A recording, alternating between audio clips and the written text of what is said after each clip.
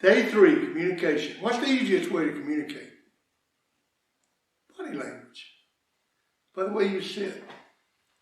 See, the best way you can do is be a role model. What you do is so loud nobody hears what you say. What you do is so loud nobody hears what you say. If you're a student and you're going, or if you're not a student, if you're sitting in a room and somebody's talking to you and you're slouched, not looking at them,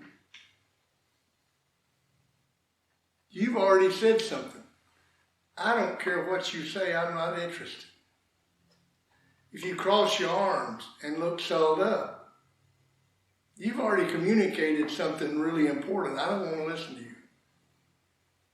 See, if you're in a classroom or if you're talking to someone, put your feet flat on the floor, sit up straight, and put your eyes on the speaker. That is communication. You're beginning by telling them, I sure want to hear what you have to say. Sit at the front of the room, sit close to them and look them in the eye. See what you hear. That's communication. Today I'm going to tell you a story about an old man crossing a creek. An old man had gotten to a creek and there wasn't a bridge there, so he needed to get on horseback with someone. So a couple of guys come by and he lets them go. He doesn't say anything.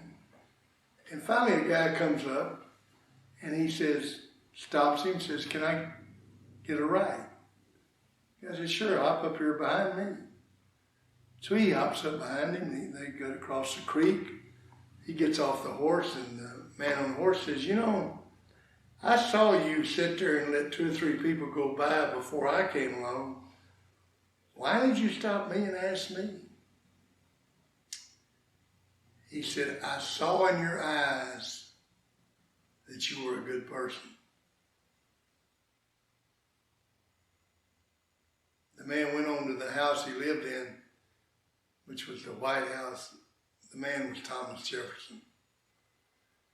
Do you really believe that somebody in their eyes can tell you if you can ride on the horse? You know, I've read this story many a time, used it in the curriculum all the years I've taught it. It really came home last year. Everybody wore a mask. You could not see anything below this. I could tell the happy, friendly people just like that. You could too.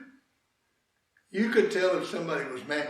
You could tell whether you ought to speak to someone or not just by looking at their eyes.